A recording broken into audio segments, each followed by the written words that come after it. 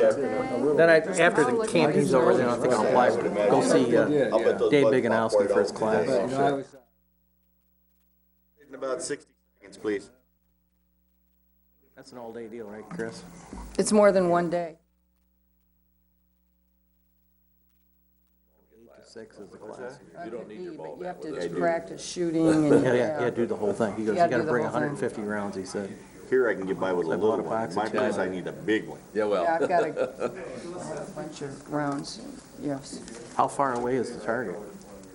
It's just a shooting range inside. Oh, it's an inside range. It's an inside range. Oh, No, it's really nice. I couldn't even. Probably from here to you? go out in between. It's like I'm just gonna hunker down. all right. Yeah. For a rifle, that's easy. For a Yeah. gun, it's not.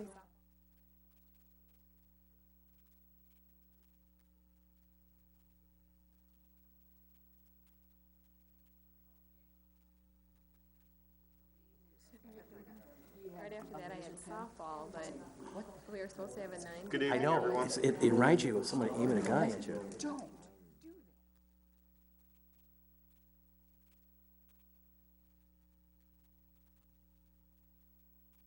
If we could get started, I'll call the regular meeting of the Grand Terrace County Ways and Means Committee to order. Hi, Dave. How If we are you? rise for the pledge, please. Okay, yourself. I pledge allegiance to the flag of the United States of America and to the republic for which it stands, one nation under God, indivisible, with liberty and justice for all. Jackie, if you call the roll, please.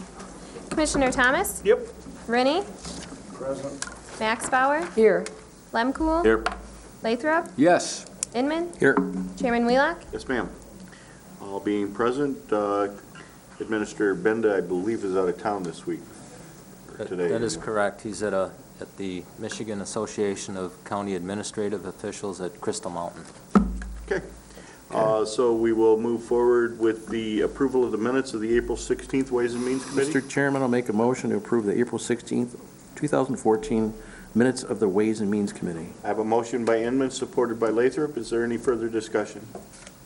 Seeing none, all those in favor say aye. Aye. All opposed, same, motion carries. This brings us to the first opportunity for public comment. There's an opportunity now, there's an opportunity later in the meeting, and we will generally take comments during the course of discussion on a particular agenda item. Jackie, will you read the rules, please? Any person shall be permitted to address a meeting of the Board of Commissioners which is required to be open to the public under the provision of the Michigan Open Meetings Act. Public comment shall be carried out in accordance with the following board rules and procedures. Any person wishing to address the board shall state his or her name and address. No person shall be allowed to speak more than once on the same matter, excluding time needed to answer commissioners' questions, if any. The chairperson shall control the amount of time each person shall be allowed to speak, which shall not exceed 3 minutes. The chairperson may, at his or her discretion, extend the amount of time any person is allowed to speak.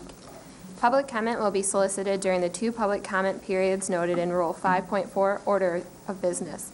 However, public comment will generally be received at any time during the meeting regarding a specific topic currently under discussion by the board. Members of the public wishing to comment should raise their hand or pass a note to the clerk in order to be recognized and shall not address the board until called upon by the chairperson. Having heard the rules for public comment, is there anyone wishing to make public comment at this time? We could have saved Jackie's voice. Moving forward, brings us to the consent calendar, if you will, please. We have to approve agenda? Oh, we better approve the agenda. Does anyone want to add anything? I want the agenda shorter, not longer. Mr. Chairman, I'll make a motion to approve the agenda as presented. Okay, support? Motion by Inman, supported by Lemkool. Any further discussion? Those in favor say aye. Aye. Opposed, the same. Move to the consent calendar. The purpose of Please. the purpose of the consent calendar is to expedite business by grouping non-controversial items together to be dealt with by one commission motion without discussion. Any member of the commission, staff, or the public may ask that any item on the consent calendar be removed and placed elsewhere on the agenda for full discussion. Such requests will be automatically respected. If any item is not removed from the consent calendar, the action noted, receive and file or approval, is approved by a single committee action adopting the consent calendar. A, receive and file. B, approval. 1, approval to post lifeguard position. 2, approval to post office specialist position in district court. 3, approve HR director working with road commission. Having heard the consent calendar, is there any item that the audience wishes to have pulled? Seeing none, is there any audience commission, or any items commissioners wish to pull? Charlie? B3, 6B3. And Yes? Uh, Dan? B2. Okay. So we will entertain a motion to approve the posting of the lifeguard water safety instructor position. So move. Motion by Rennie, supported by Thomas. Is there further discussion? Roll call vote, please. Commissioner Rennie? Yes. Max Bauer? Yes. Lathrop? Yes. Lemkool? Yep. Inman? Yes. Thomas? Yep. Chairman Wheelock? Yes, ma'am. Moving forward to the special order of business, we have the opportunity to hear about the asset management presentation. Jim, are you handling this, or is Mike handling this? Mike is, yeah. Thank you, Chairman. My name is Mike Woods. I'm a regional planner with the Northwest Michigan Council of Governments. And today I'm just going to speak on the region-wide asset management efforts, which is basically collecting data on the pavement condition of all federal aid roads within our region. Asset management, to break it down simply, it's a strategic approach, looks at the roads network as a whole thank you. And as an individually owned projects, it comprises of a digital inventory of surface conditions and surface conditions only of various pavement types. And finally, it's a system of evaluating those surface conditions. When we were out there rating roads, we only rate the roads that are eligible for federal aid. And roads that qualify under that category are those that are termed either arterial or major collector. So that would include Front Street or Supply Road or Garfield Road. This does not include any local roads that, or any roads, frankly, that don't fall under these categories for federal aid. And region-wide, throughout our 10-county Northwest region, there's a little over 2,700 miles that fall under this category. So PASER, like any other term in the planning world, is an acronym, and it stands for Pavement Surface Evaluation and Rating. Uses the evaluation criteria 1 through 10, 1 being really bad or failing, and 10 being brand new. And when we go out there and rate, there's 3 people in an MDOT vehicle. The driver is a Transportation Service Center representative from MDOT. In the passenger seat is a County Road Commission representative, or if it's in a city DPW representative, and then myself in the back seat tabulating the roads with a laptop. Going through and rating these roads and just kind of generalizing these in groups, any roads that are rated between a 1 and 4 are considered poor or failing, and these roads require structural improvements or just plain old reconstruction. And you can tell because there's load cracking where the wheel paths travel, and slight rutting as well in the wheel path. Roads that are 5 to 7 are in decent or fair condition. These just require some capital preventative maintenance, like a routine crack seal. And then roads that are rated 8 to 10 are new, require little or no repair, just some preventative maintenance and easy stuff like making sure water is cleared off the road, especially once it starts getting colder around here to help prevent the thaw-freeze cycle. When looking at the data over 5 years, there really nothing has changed that much. It's close to 75% of all roads in our region have a poor or fair rating. Basically, that's consistent across the state. The number of roads in the poor category are going up, and the number of roads in the good and fair category are going down dramatically. When looking at this nice colorful map, you can see that that basically it's kind of an even distribution if you just look at it, and you can try to make sense out of it as best as you can. But this information is all within our report as well.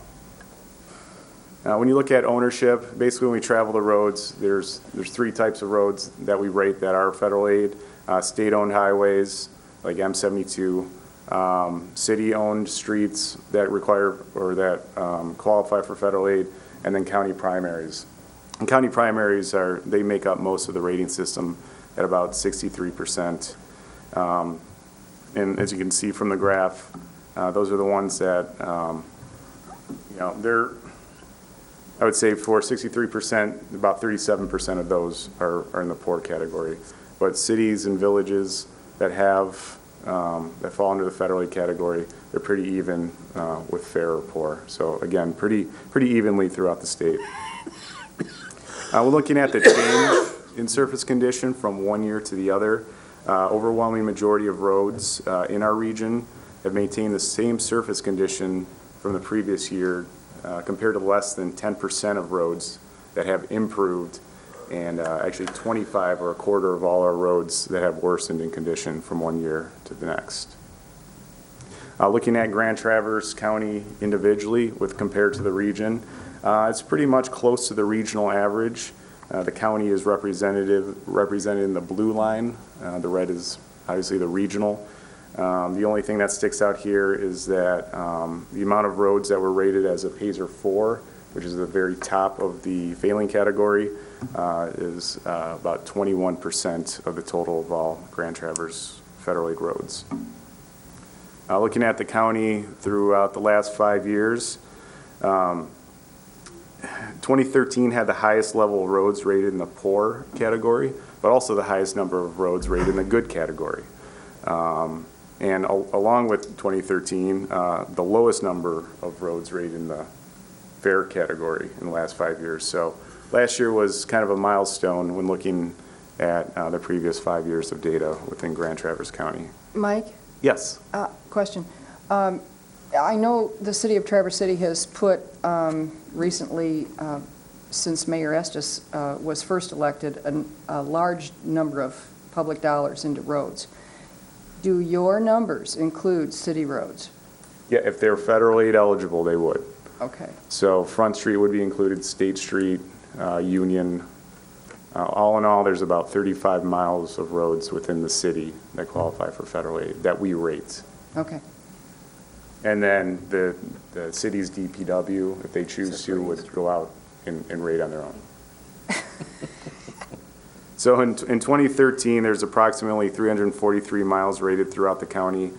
As I stated before, regionally, there's 63% that were rated, that belong to the county. Grand Traverse is very similar, 67% are county-owned, 23% of roads that were rated within the county were state roads, and then 10% belong to Traverse City. And if you look at the map, and I also included this big map down here, and if Jim wants it or if the board wants it, it's up for grabs. I'm just glad it's out of my office. You can tell that there's a lot of pink and red in and around Traverse City limits. And the county, for the most part, is in the middle of the pack with regards to their pavement condition. But when comparing it to the other 9 counties in our region, it probably ranks, the county as a whole ranks third highest for the amount of roads that are rated as fair or good. So that's the good news. You're in the upper third of the region. Next. Here's a fun graph to look at. These are every county in our region.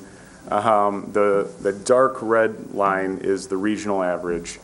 And it also just a reminder that the data presented includes roads from 3 different sources, so it's not all county roads.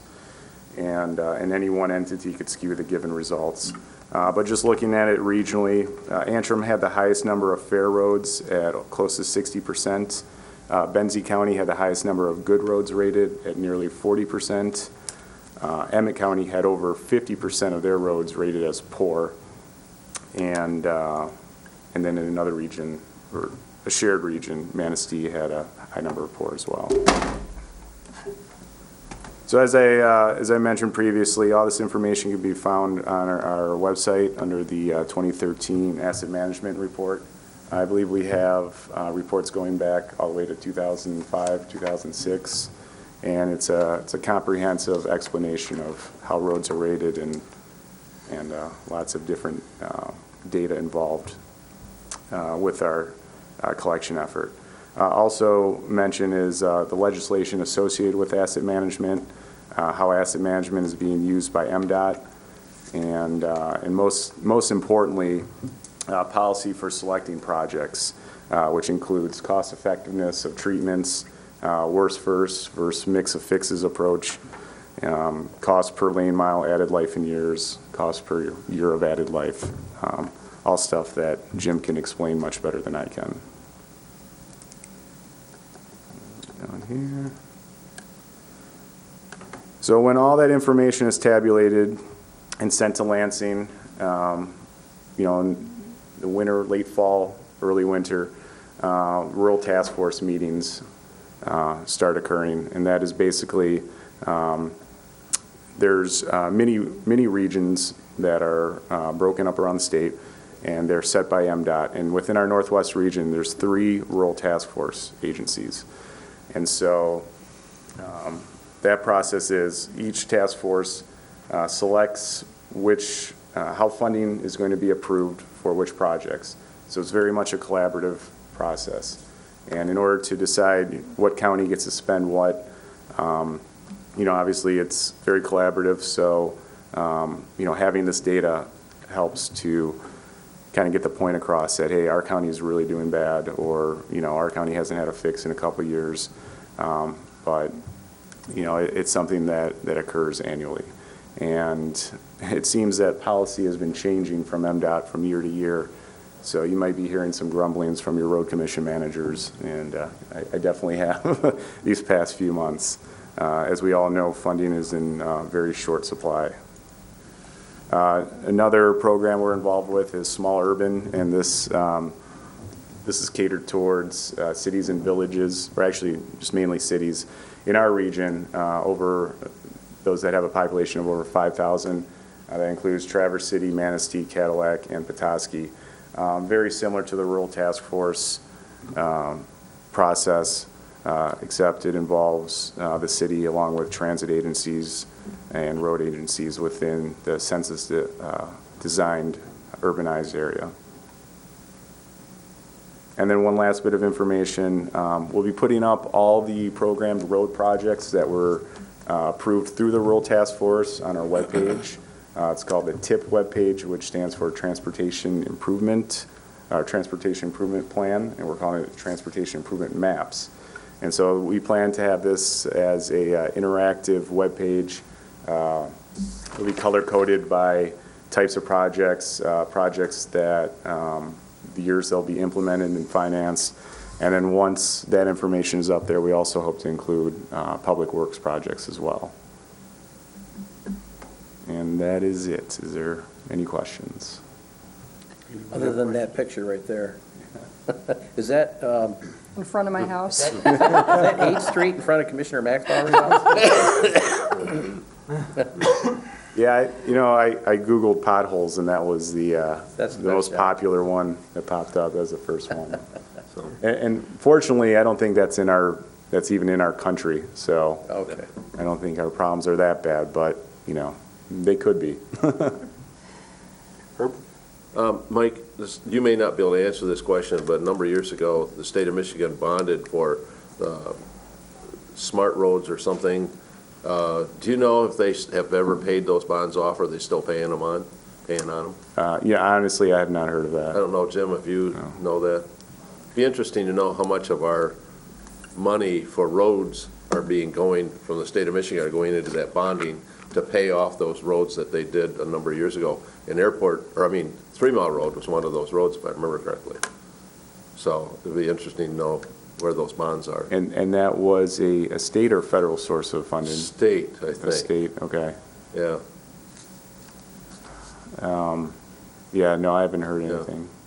So, No, right now, and Jim can probably expand upon this, but in the past, rural task force agencies or regions were able to carry over surface STP, surface transportation program funds from year to year.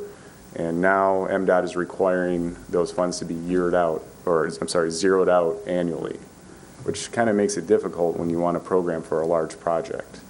And it's a use it or lose it type thing. So, you know, you get down to $10,000 that you need to spend, but, you know, it's not enough money, and, you know, if transit can't use it, well, then that funding simply gets lost to the state and then gets put into a large pool, and then the state tabulates all the unspent STP funds, and at some date that is their choosing, they say, okay, here's this pot of money, come get it, first come, first serve.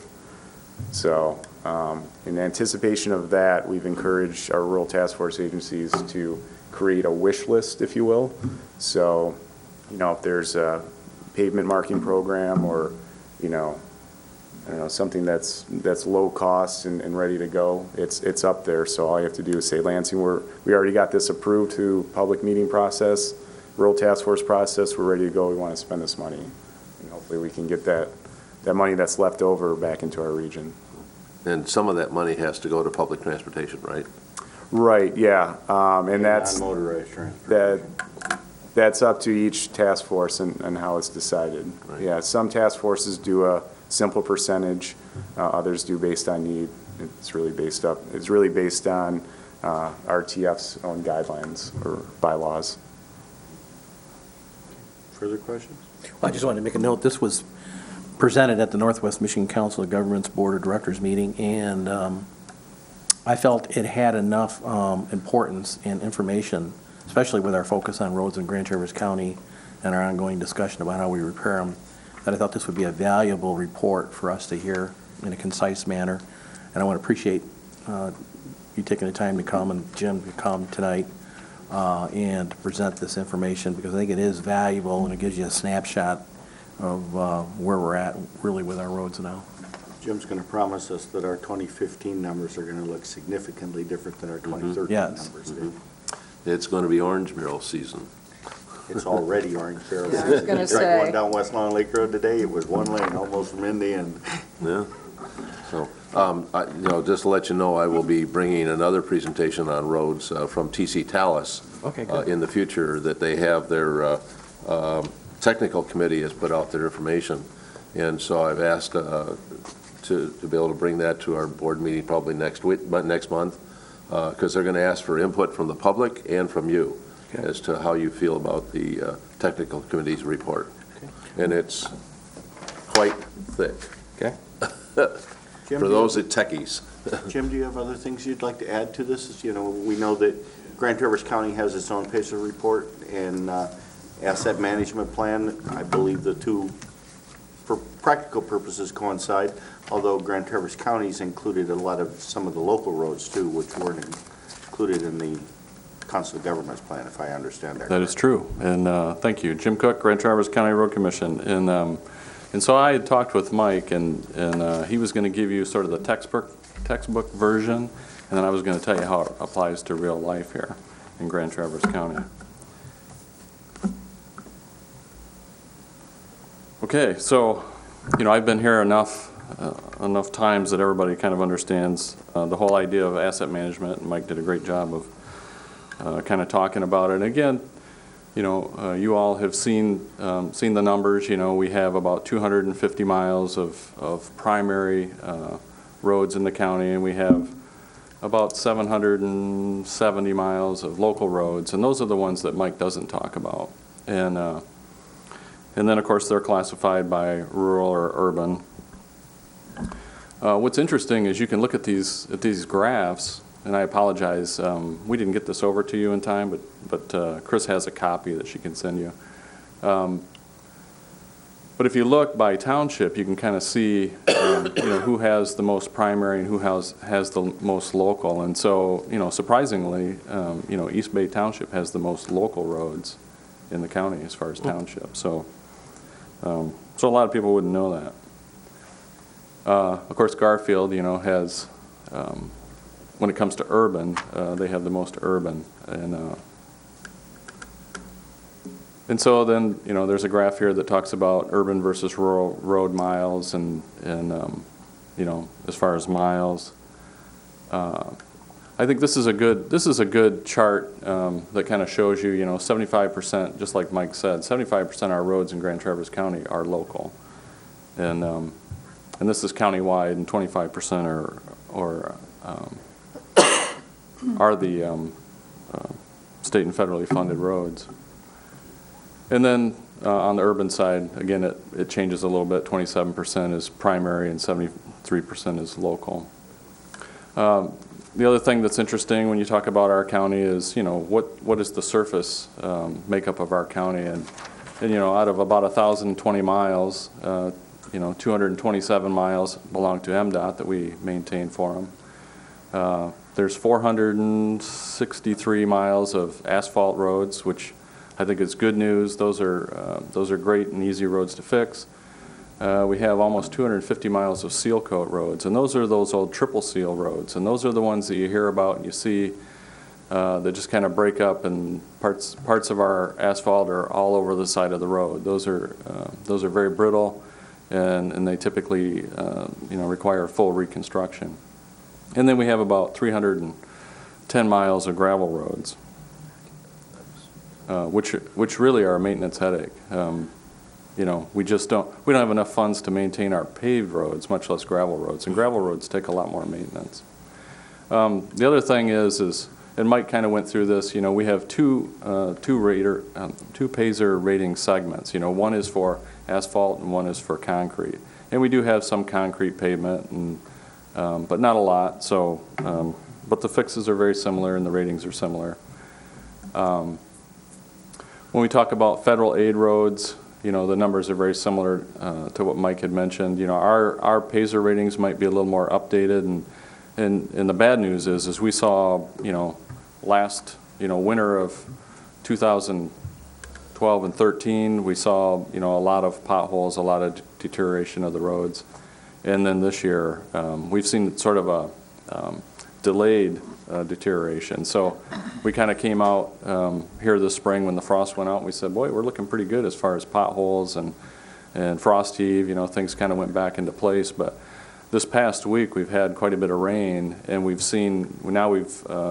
been getting all kinds of calls, and we've been going out and looking at roads that are just crumbling. And it really was just a product of frost heave, and then now with the rain, they're just falling apart. So we have quite a few emergency fixes that we're going to be working on here over the next month or so. And then Mike touched on, the remaining service life of roads and pavements, and that's an important number to look at. When it comes to the federal aid roads, we have about 11% that have more than 10 years of life expectancy. And again, that's ideal life expectancy. We could probably hobble along on potholes a little longer, but 36% have 5 to 10 years of life left in them, but 52% have less than 5%, so or 5 years. So, that's concerning. And when you look at the local roads, 90% of our local roads have less than 5 years of life expectancy remaining here. So that's why we're sort of in, panic mode. We got to do something, and we got to do it now. And again, that mix of fixes is at this point, that's our strategy to improve things. And then here's, for Grand Traverse County, here's kind of a summary of, the majority of our funding that we get. It comes through the MTF. The trend in the past was kind of disturbing. It was going down up until about 2010, but we've seen some slight increases since 2011, and I think for 2014 we're expecting another slight increase, maybe $100,000, so that would put us up around $7.1 million for the MTF. And again, that's where most of the money comes from to do our local roads. We get state and federal money for federal aid roads. We have to do matches with that, but again, the bulk of our money comes from the MTF, and And we're lucky in the fact that we do have a millage for the next 3 years, and so that adds another $3.5 million to it. But again, I've talked about it a million times. You know, the thing that's disturbing about, you know, $7 million in MTF and we spend $3.2 million in the wintertime, you know, that's what's really, when I talk to other road commissions, that's the issue with Grand Traverse County is you know, public safety is a major concern for us, and so it's a priority, and we spend so much more money than any other county really throughout the state when it comes to winter maintenance. And so when I talk to other counties, you know, they're spending the bulk of their funds fixing the roads versus plowing snow. So that's a major issue for us. And then if you look at road improvement expenditures, this is a chart that we have in our asset management plan, and it just it shows some trends. You know, I mean, in 2008, 9, and 10, we had the Build America funds that came in. I think we had the Smart Roads. There were some sources of money that came in during that time, but about 2011, those things kind of dropped out. And in 2012 and 2013, you know, we've been kind of averaging around $3 million in investment in our roads, and I think that's a good start. Again, we'll see in 2014, this is where we're spending millage dollars and we're doing more, so you'll see a difference there. And again, that number can go up significantly because Mike talked about the rural task force, and again, the federal state funding is, you know, it's cumbersome, it's full of red tape, and it really just does not work today.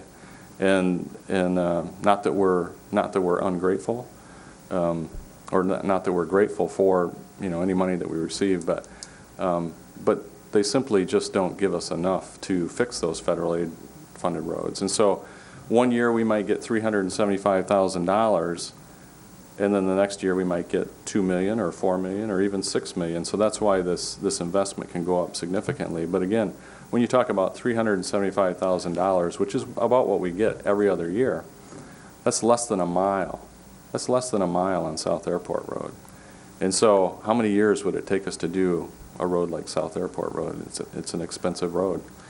And so we need to fix that. But and then I think this is really kind of the most important part for all of us here today, and that is, you know, this is our strategy to fix our problem here in Grand Traverse County. And what I proposed last year was a 20-year strategy. We're going to invest $4.5 million a year, and you know, we learn something new every day, and we get smarter. You know, hopefully we get smarter as we go. And so we've learned some things about the model, things that we can do, and there are triggers that we can set. Do we start fixing roads when they're a 4, or do we start fixing roads when they're at a 6? But there's ways you can optimize your dollars. And so, you know, sort of what I've discovered, and the fact that the Payzer ratings have gone down, is, you know, we probably won't get to, you know, that 20% being poor and 80% being fair to good. I don't think we'll get there at $4.5 million a year.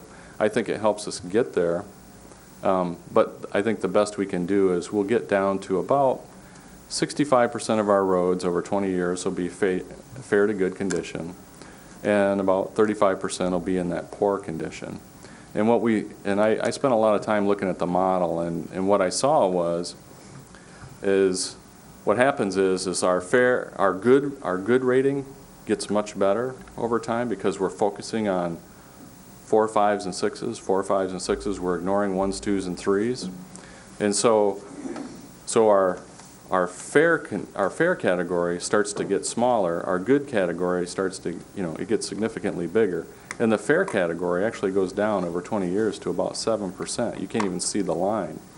But what's disturbing to me is that poor category, after about year 5, it remains static at 34%. And so we played around with several ways to run the model, and this was kind of the optimized plan. And I think at the end of the day, what it tells us is, you know, what we all know is we don't have enough money to fund our road projects or fund our plan. So what I did is I asked our staff, I said, well, tell me what it'll take to get to that 20% poor mark. How do we get there? And the model says, you can get there in 20 years, but you need $9 million a year to get there. And the reason is, again, I talked about the 1s, 2s, and 3s. We keep ignoring the 1s, 2s, and 3s because we're focused on, we have so many roads and we're playing catch-up. Those roads are, and that's what we didn't take into account in the past, was the deterioration rate. And so these roads, these roads that go up to an 8, well, they're constantly deteriorating. And so they drop down to that 4, 5, or 6 category. We hit them again, they go up to an 8. And that's why we can't seem to get past that, that 34% in the poor category. And what it tells me is, this is what happened. If we stayed on that $4.5 million a year plan, we would repeat the mistakes that were made in the past. And that is, at some point, we go into panic mode because we have so many 1s, 2s, and 3s that we say, hey, you know what? All these other roads are okay. Now we're going to go fix the worst ones.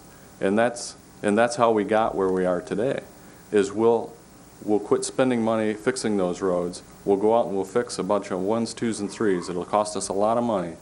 We'll run out of money. And some of those 4, 5s, and 6s will drop into 1s, 2s, and 3s. So I think it's a losing battle, unless the state comes through with, more funding. And again, we're very fortunate in Grand Traverse County. We have, we do have the Rural Task Force. We have the millage. The MTF is going up slightly every year.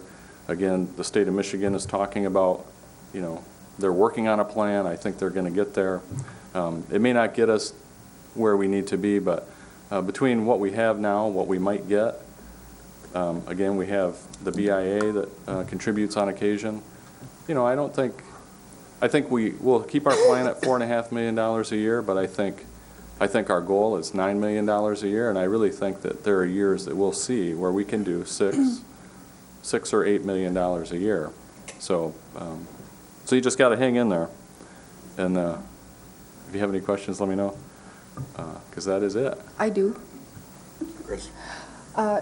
Jim, do you look at what you're putting down on the roads? And when I asked that question, the city commission was looking at how to fund roads within the city, and I went in front of them and I said, I should not necessarily have to pay what everybody else pays because I live on a brick street.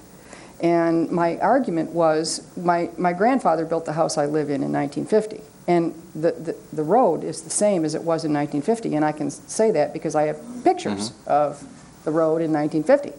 I was not born in 1950, although it was close.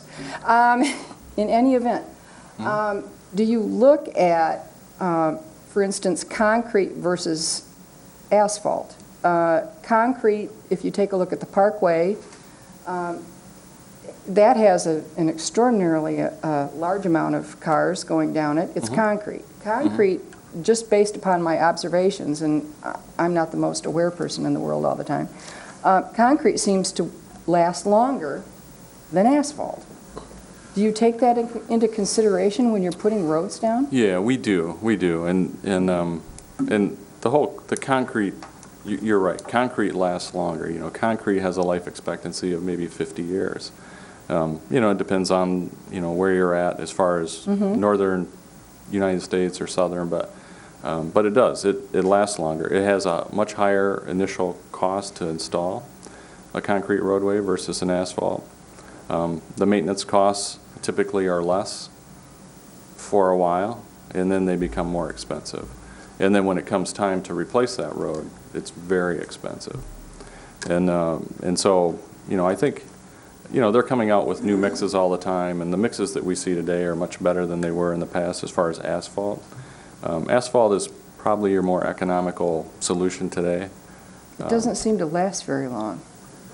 That's, again, just based upon my observations. Well, and the thing is, when you put down a new road, if you're truly following asset management, and if you really have the money to support your asset management plan, it's just like changing the oil in your car. A year after you put down a road, you're actually supposed to go back and crack seal the cracks, and you're supposed to put a chip seal on. And then 5 years from now, you'll do the same.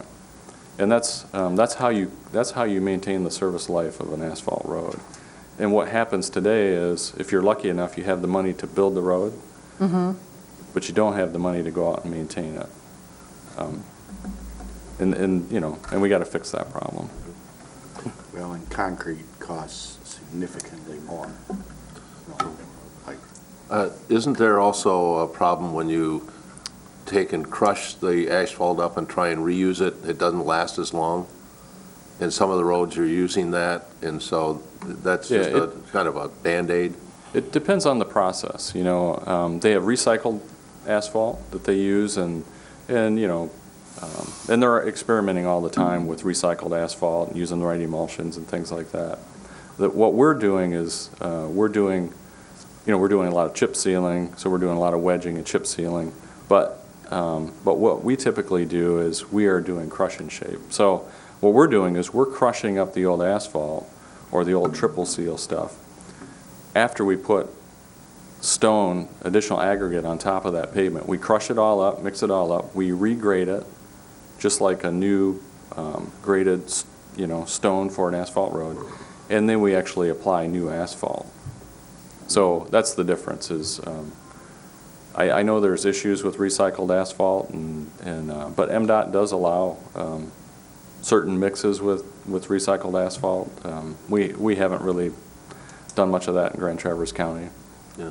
And then also rubberized asphalt was also something that they were playing with a number of years ago, and found out that it actually lasted longer, but it was more expensive to put down.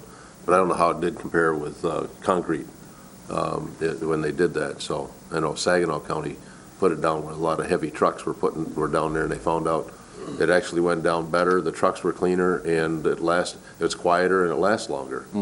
So it'd be interesting to see if they're ever going to try and bring that back.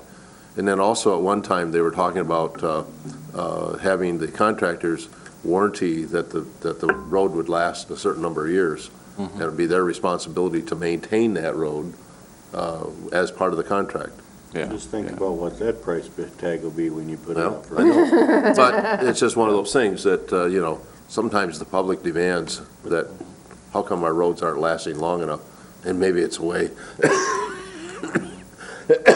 to be able to, go after that part of it. Yeah, one of the things that I would also say is, asphalt, it's kind of a science, and not every asphalt is the same.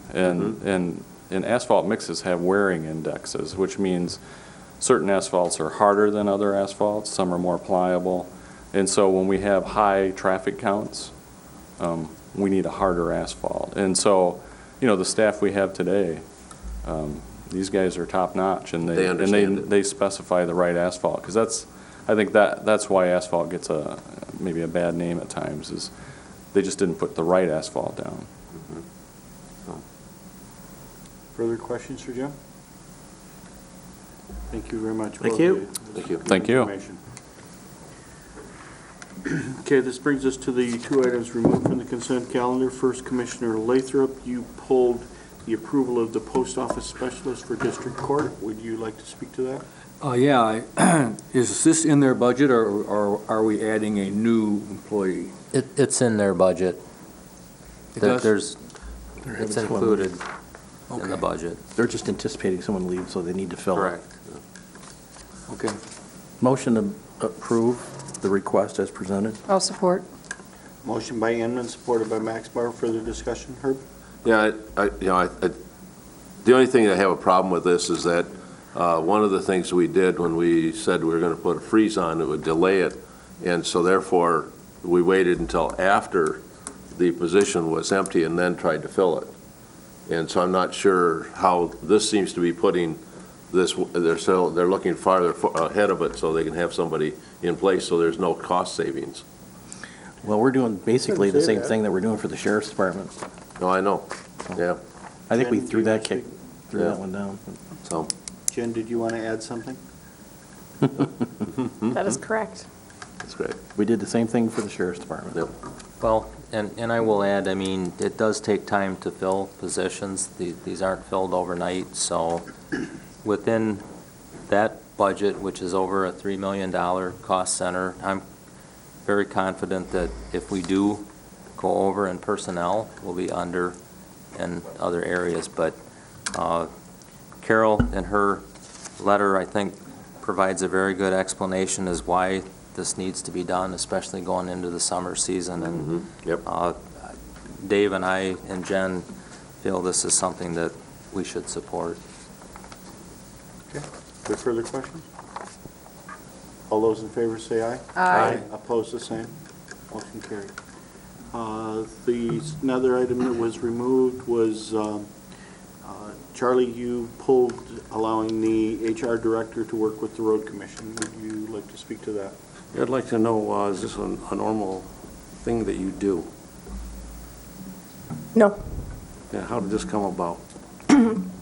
I was approached by the road commission and asked if I would help, excuse me, with the performance approval process for Jim. Probably before your time, Commissioner Rennie, when I assisted, yeah, it must have been, I assisted the road commission in hiring Jim Cook, and then the Traverse City Light and Power came over and said, hey, Jen, can you help us with that? And the board actually said, if Jen wants to do it, she can do it on her own time, but she's got enough work to do here at the county, so, you know, we pretty much said no to that. But I was, like 8 months pregnant at the time, and so that didn't really work out. But anyway, so there's a little bit of history here, and so that's why they came to me to assist them with their performance approval process for Jim. And I talked with Dave about it, and he said, if you want to do it on your own time, that would be fine. Herb? I'd like to make a motion to allow Jen Zeman to enter a separate contract with the Road Commission to conduct a performance appraisal of the Road Commission manager. Support. Motion by Lynn Poole, supported by Max Barr. Further discussion. Larry? Just to add to Jen's description of the past, the board then, not this board, but a previous board, did approve her to, and we had extensive discussion on this, believe me, on her, taking her time, her off time to help the selection process for the road commission. And the consensus at that time with the Board of Commissioners is that if she had the time and the expertise, and if it was a county-related function entity, that it would be incumbent upon us, if we have somebody of expertise, that, it would be good to allow them to utilize her expertise and experience if it was in the realms of county government. And we kind of classified the county road commission as a form of county government. So that's why we went in and approved it. And in the light and power situation, we said, well, that really doesn't have nothing to do with county government, so we're just not, we're just going to cross that off, because we don't want everybody in the community lined up saying we need your help in recruiting and need your help in performance evaluations. The tone back then, just for your information, was if it was within the county confines of what we would view as a county function, and if she had the expertise and time, then we would allow her to do that. Charlie?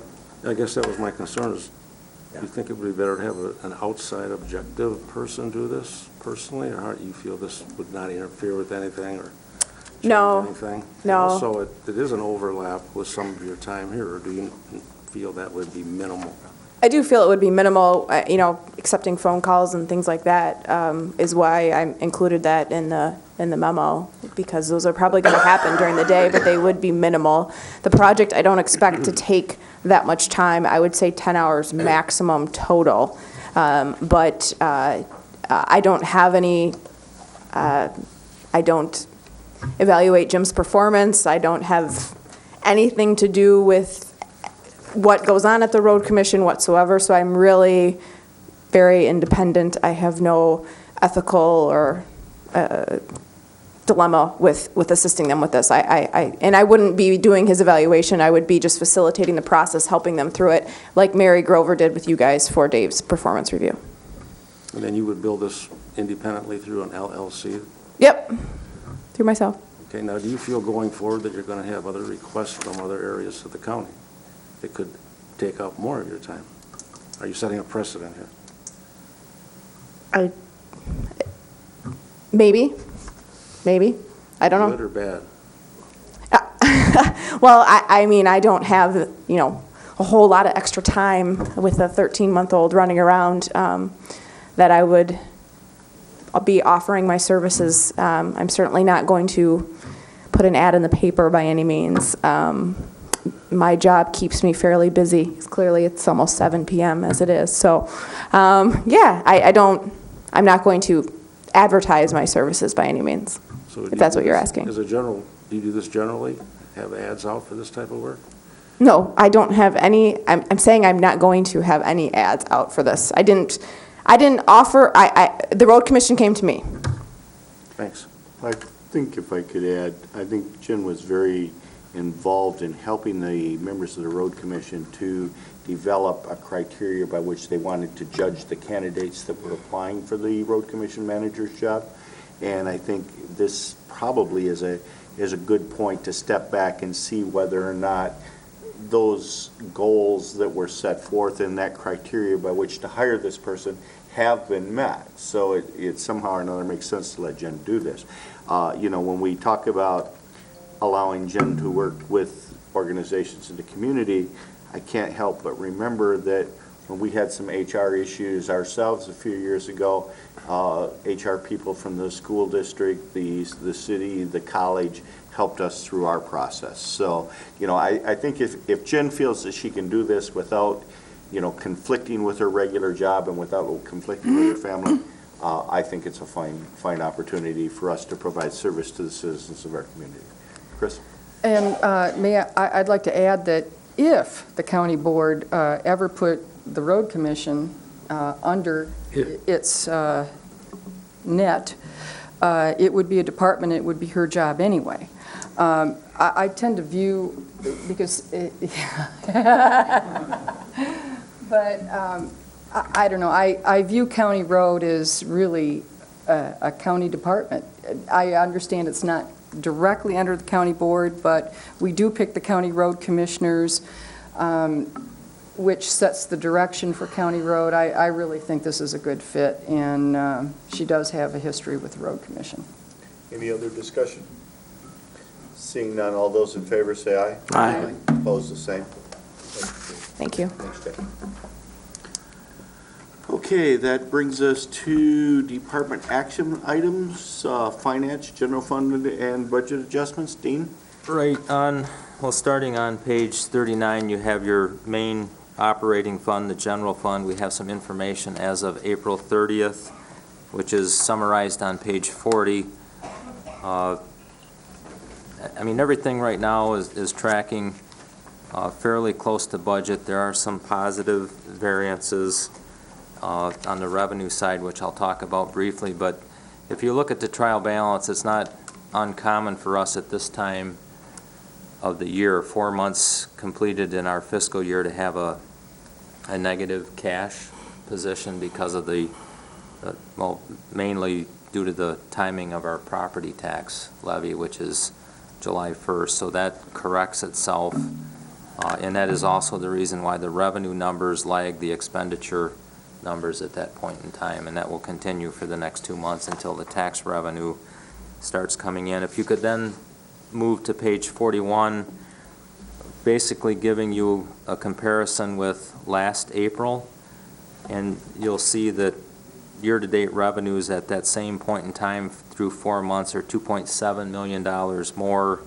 And then I do explain those differences, which in the case of the state grants, which is some good news, we are seeing some additional state money. Jim mentioned that some of his revenues are coming in higher.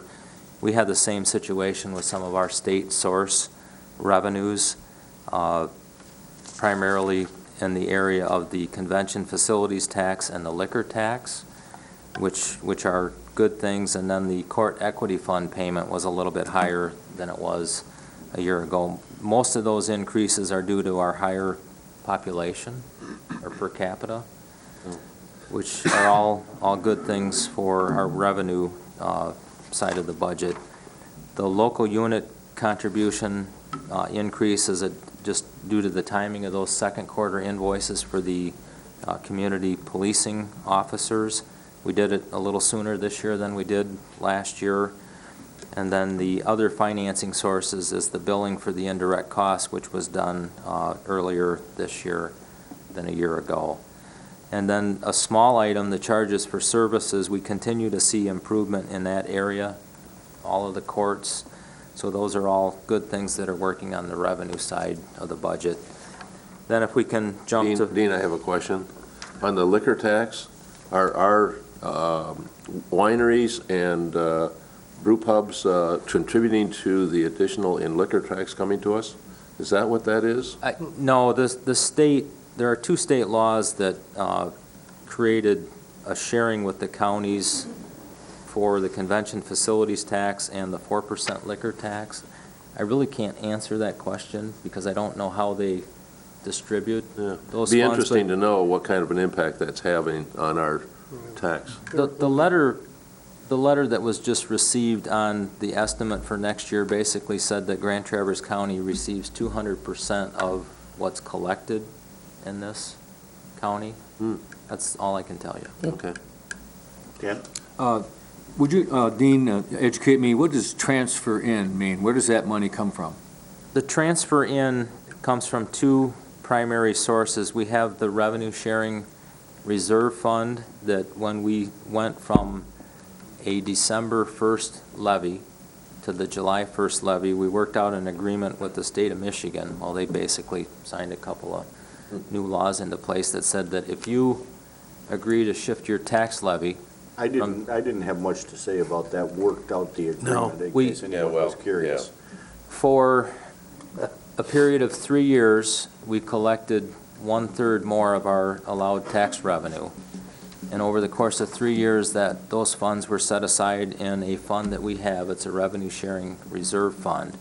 And we're able to draw an allowed amount that the state determines for us from that fund that comes back into our general fund, which replaces the revenue sharing that they're not paying to us currently. We received our last revenue sharing payment from the state of Michigan in 2004, and since then, we have been drawing on our own funds to cover those revenues. But most of that, I believe all of the revenue that's recorded as of April 30th is the transfer from our own fund. But it's from one fund that this board manages back to our general fund, and it is for this purpose. It's for revenues in, your main operating fund. So if we start doing revenue sharing again, which it sounds like we're going to, that we won't have this transfer in, will That is correct. This fund will be exhausted in 2015. We'll make about the same transfer next year, and there will be a couple $100,000 that's still available for transfer in 2015. But at that point in time, we're supposed to come back online with the state revenue sharing payments. Hence the reason why we need revenue sharing, Yeah. because that's a big chunk. About $750,000. $1.5 million. Yeah, $1.5 million, yeah. If we get it all. 1.7. Yeah. If they in 1.7. fact make it whole. Last time I heard it was whatever.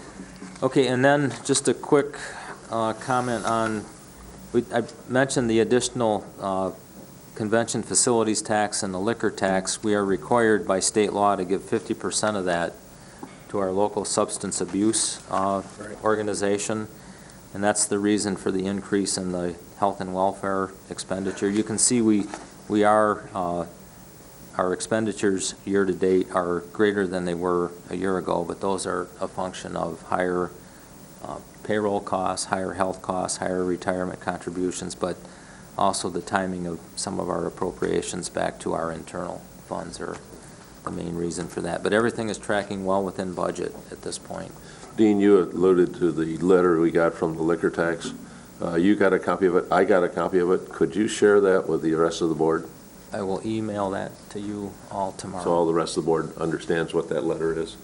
So I don't know why I got a copy of it, but anyway, I did. I forgot to bring it in today. You be the chair. So anyway, so if you could share that with the rest of the board, I would appreciate that. I can do that. Thank you. Somebody's watching TV. All right, we've received that report. Dean, is there anything in these budget adjustments that you need to point out, or they look pretty straightforward to me? No, they're pretty straightforward, mostly housekeeping type adjustments, but they do require your approval. Mr. Chairman, I'll make a motion to approve the budget adjustments as presented. Support. I have a motion by Inman, supported by Thomas, to approve the budget adjustments as outlined by the Finance Director. Further discussion? Those in favor say aye. Aye. Aye. Opposed, the same. Motion carries. Okay, this would bring us to the next item I'm showing is the Unfinished thing, but I think there's another one on the agenda. Cremation permit fee waiver. Waiver of cremation fees. And that's what And here Wendy comes Dan are Wendy here talk to about. save me. I don't know about that. Wendy Truitt, Health Officer, Grand Traverse County Health Department. So I'm back to discuss in April, I brought to you a proposal to create a cremation permit fee for Grand Traverse County. It was approved for $50 to start effective June 1st. We're still on target to do that. As I began to sort of informally roll it out with the local funeral home directors, I had a couple of them ask if there were any instances where we would grant a waiver. The intent of the fee was to help generate some revenue for the medical examiner's office. There's some things we need to work on that I've reported on in the past, but the intent was not to make it something that was more burdensome for the funeral homes. And I've mentioned in the past, funeral homes in our community have really stepped up. They've provided community service, and there's many instances where they're assisting families either at cost or they're actually providing the services. So I met with all three local funeral homes last Friday, and this was one of the items that we discussed. And we were looking at waivers for a few different scenarios. One of them was for children or babies. Another one was for indigent families. And another one that was discussed was veterans. And what the group came to consensus on was that if it was a death of a child 1 year or under, they would like a waiver on that because they provide those funeral services at no cost to the families, as well as indigent families. And what we mean by that is families that can't afford to pay the funeral homes anything. And so the funeral homes get funding from Department of Human Services. It's minimal funding. It doesn't really cover their costs, but they get something.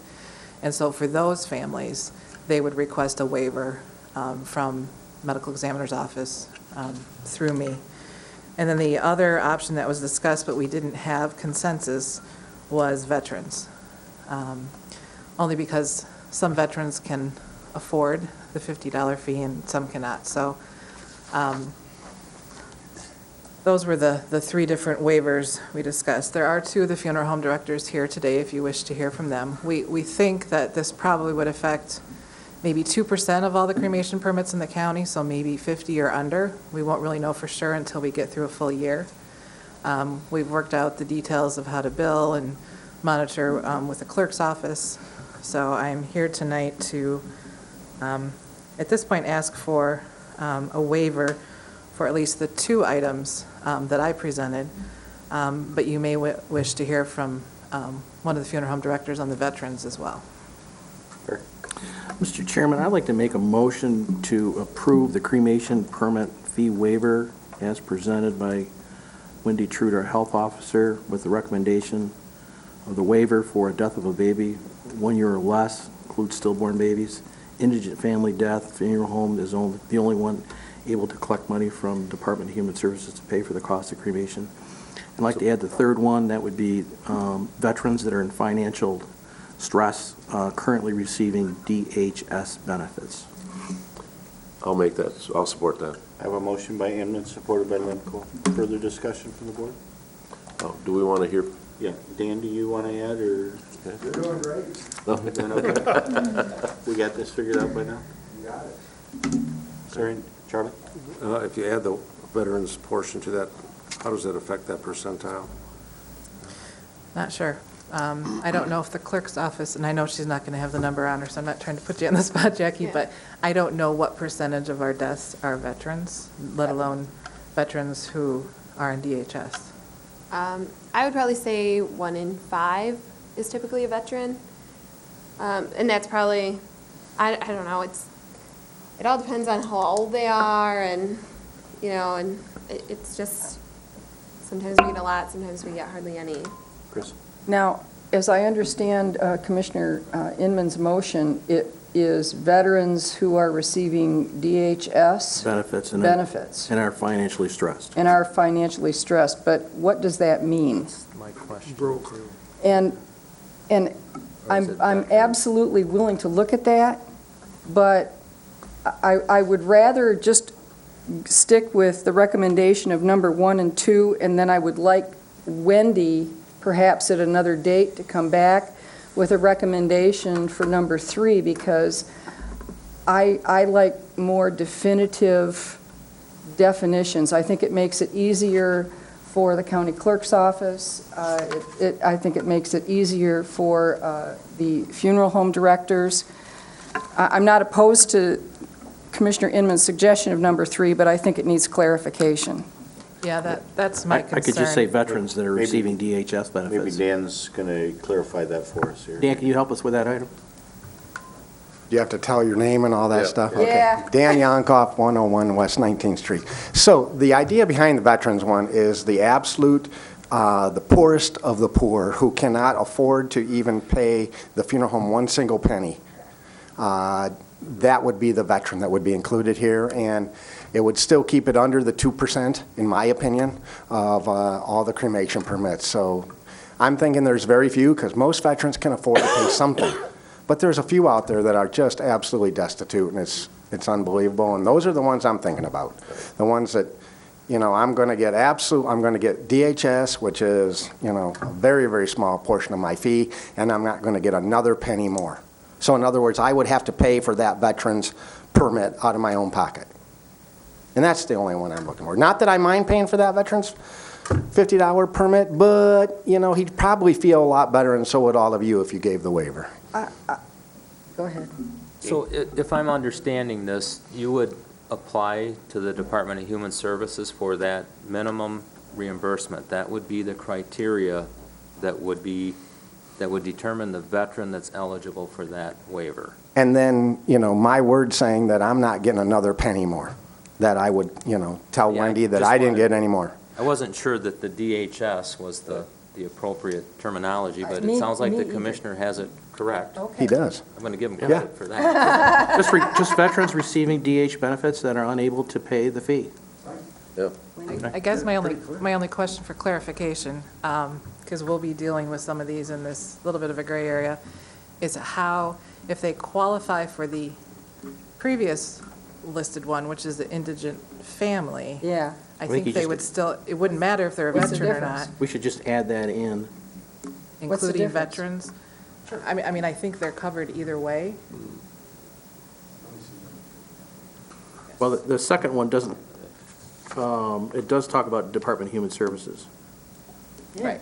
As the source, as the only source of funding that the funeral home gets. You want to say indigent families and veterans?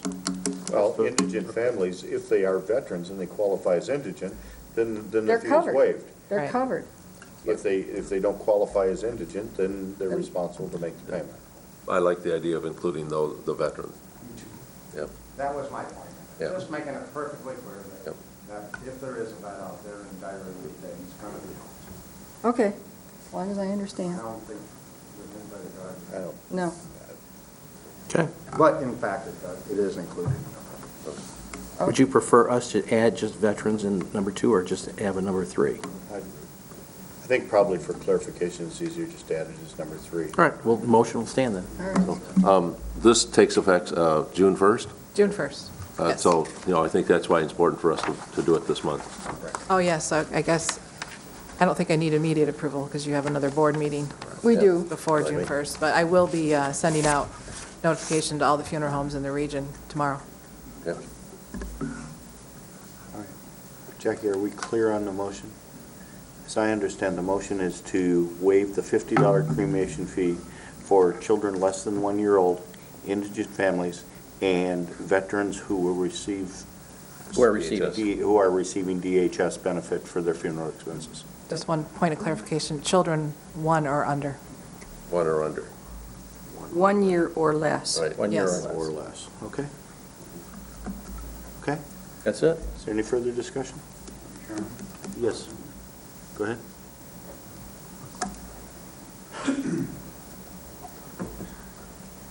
Thank you, Mr. Chairman. Andy Merrick, 2875 East Railroad Avenue. I'm just curious why we can't waive it for all veterans. They served our country. Why do we have to charge them another $50 for that when they pass away? It just, $50 for a veteran, it doesn't seem like a whole lot for the county to pay in a respect for their service to our country. Thank you. We have a motion on the floor? Yeah. I just to make a remark that we pay, the county does pay, I think $100 or per veteran. Up to $300 per veteran out of our general fund money. Right, so they automatically do, if Yeah. their estate is under a certain amount, you get $300. Okay. Wendy, did you have anything else you wanted to add? Okay. All right, we have the motion. All those in favor say aye. Aye. Opposed, the same. Motion carried. Okay. Thanks, Wendy. Thanks. Thank you all for coming. Thank you, Thanks Dan. for coming. Dan, come back and see us more often. Go enjoy the rest of the day. Shuffleboard. We'll be dying to see you. All right, the, Yeah, okay. Yeah, thanks. Thank thank you. you. The next order of business is the change to the per diem policy on page 46. That was just there to outline it. Mr. Chairman? Yes, ma'am? I'd like to throw another monkey wrench in here geez. if I can. Well, I did last week, about other boards getting 6 months. So here's another monkey wrench I'm going to toss out there. There are state statutes that forbid counties to pay certain boards per diems. Are we going to ignore those state statutes, or are we going to specify that we are going to follow those state statutes? I believe council, You got to follow it anyway. I was going to Get say, I followed anyways. believe our policy specifically states per diems where eligible. Okay, Yeah. I Yeah. believe that's the terminology, isn't it, Chris? yeah. That's- All right. And we already have a legal opinion. Because Okay, we I have just- a number of commissions. I was asked the committees question, that- and I said I would ask it publicly, We and have I a just number of did. committees and commissions that by state statute are not eligible. to That is receive correct. pay. And they don't collect those. Those Okay. people They that do not collect. I Okay. think it's important to note that this is clarifying the motion It that is. we did for the commissioners, Right. and that now pertains to all boards Yes. that do Right. receive receive a per diem. Yeah. Exactly. So All right. I will make the motion to approve. The yellow is added, right? Yes. Yes. I'll support it. Okay, motion by Lemko, supported by Thomas, to approve the amended per diem policy for not only Board of Commissioners, but all eligible per diem by Grand Traverse County. Excuse me. Further discussion?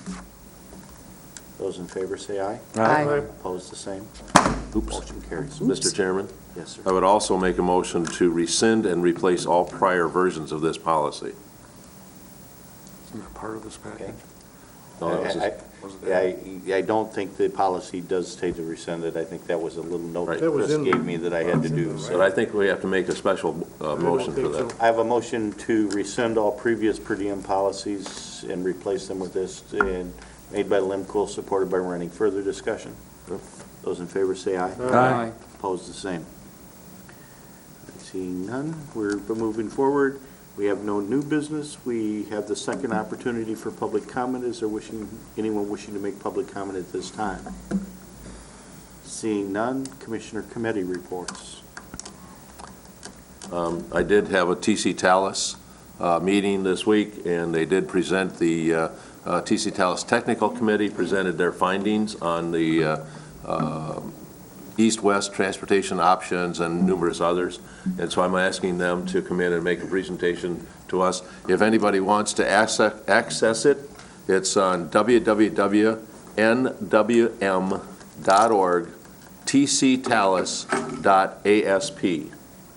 So you can access this report. It's rather lengthy, and they will be asking for our opinion and also the opinion from the community as to what they feel about this particular thing before TC Talus adopts it. So this was only presented to TC Talus. They did not adopt it at this point. So we want that input from the community to tell us, yeah, we agree, or did you do something else or whatever, and ask some questions. So, Mike, pretty close to it, Jim? Good. So just to let you know, we do have that. Larry? I want to let you know, as a follow-up to Elaine Wood's presentation on her annual report from the Northwest Michigan Council of Governments, and at the end of her presentation, she did indicate that the board, the Council of Governments Board, along with the Workforce Development Board, which is a separate entity, which we have fiscal responsibility for. It's called the Workforce Development Board. They manage all the Michigan work centers in the 10 counties. There's an initiative by the governor to create what's called prosperity boards. And basically, the definition behind that is it's the governor's hope to bring together the Council of Governments and Michigan Works and put them in the same, and combine those boards together so they meet once and expand the membership somewhat. So as it stands right now, the Council of Government meets and the Workforce Development Board meets. We share the same executive director. The goal is, because we have two separate meetings and both boards approve the same agenda items, the goal is to bring them together and create one board. So we only have to have one meeting to approve everything. But both boards stay independent. We just meet together. And at the same time, for the consolidation of time and effort and packets and meetings and those kinds of things. And this is something that the governor, if he is reelected, is going to pursue legislation to require all the counties that are within a Council of Governments geographic section, which they all are. We're in the Northwest Michigan Council area, the 10 counties, to combine their efforts with Michigan Works, so we all work together for creating new jobs, job training, those kinds of things, and we save efficiency by meeting once instead of twice separately. So at the board meeting, there will be a memo coming from Elaine Wood with some attachments that clearly kind of explains the direction that we're going in. And what she would like to do is make sure that all the 10 county boards of commissioners understand the direction of the governor, and what we're trying to do is to do some efficiencies within the two boards and have them meet together instead of separately and work together more efficiently, and that you understand the concept. And she will be asking for, at least I will be as a representative, a letter of support to in terms of continuing down that path and creating those efficiencies. So I just wanted to bring your attention to it. It'll be on the agenda. I told Chris Kramer to put it under without objection from the board, to put it under new business, and then hopefully you'll be able to read everything that is going on in that process, and then I'll be happy to answer any questions if Elaine Wood's not here. And what we're really looking for is a simple resolution of, we like the idea, continue to move forward. Okay. Further comments? Dan? I'll get you another question there, okay? I noted in the packet some letters about the Farmland Preservation Board, and they're looking for someone to, were you on that, Larry? I am chair of that. Okay. I'd like to offer my services. I was a cherry farmer for 10 years on Old Mission Peninsula, and if you can't find someone to fill that position, I would like to be involved. Yeah, and the criteria we have, I believe, for this, we can check with Chris in the morning. I believe you have to be a active farmer to qualify. Well, but it could be anywhere in the county. Yeah. No, that's not me It now. beats in my backyard, does that does that count?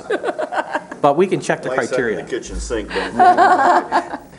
So, I've passed on information to Chris Forsythe to talk about Garfield Township has an appeal from the Grand Traverse Mall. Their difference of taxable value was about $11.5 million, which means a total of tax dollars, a loss of $500,000.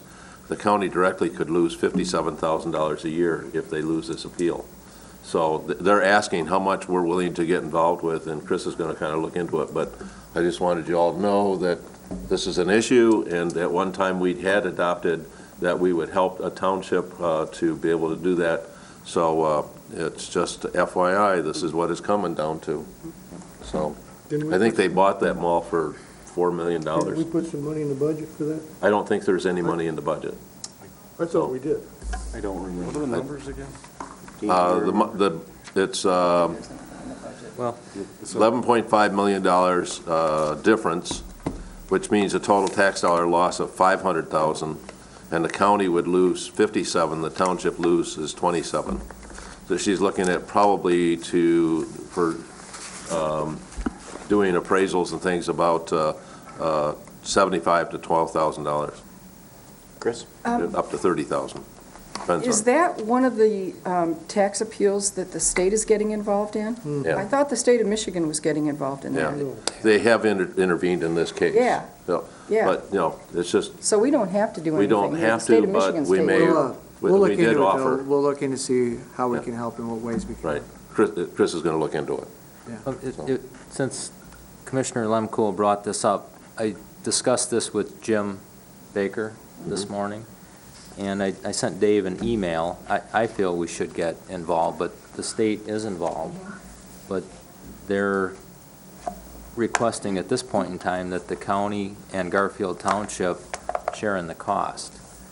And our cost would be approximately $7,500 to $12,000 to do that. There's no specific line item in the budget for this, but we can always find funds to do things like this, and that would be my recommendation, but I have not heard back from Dave.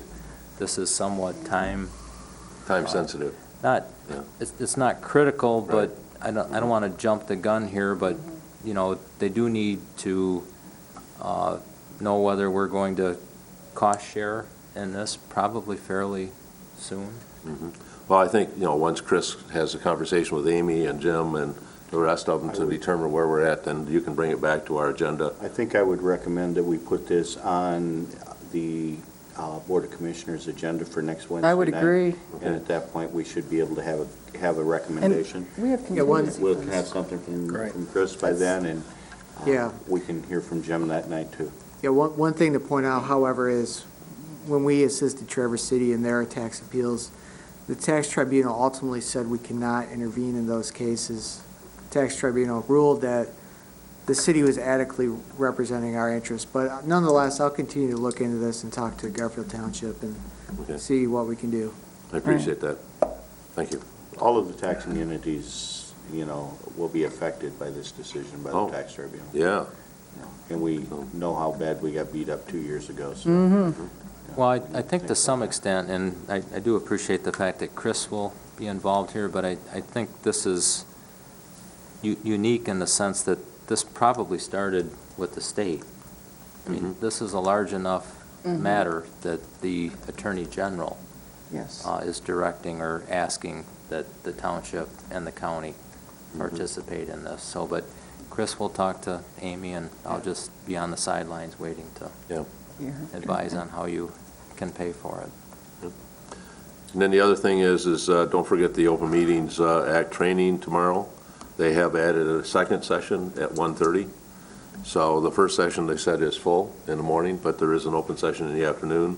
And then Mike Woods just emailed and said that the COG is going to do one on June 30th. So people can find out more about the Open Meetings Act and how it should be implemented by the elected officials. Do we have other reports from Commissioner? Charlie? Yeah, Northern Links Community Mental Health, Greg Paffhouse has tendered his resignation. Oh, you're kidding me. Effective April, he's retiring, 2015. Oh, well. We formed a leadership committee to find his successor that's in process now. Be a hard guy to replace. Yeah. Executive Director Charlie Rennie. I'm more of a recipient.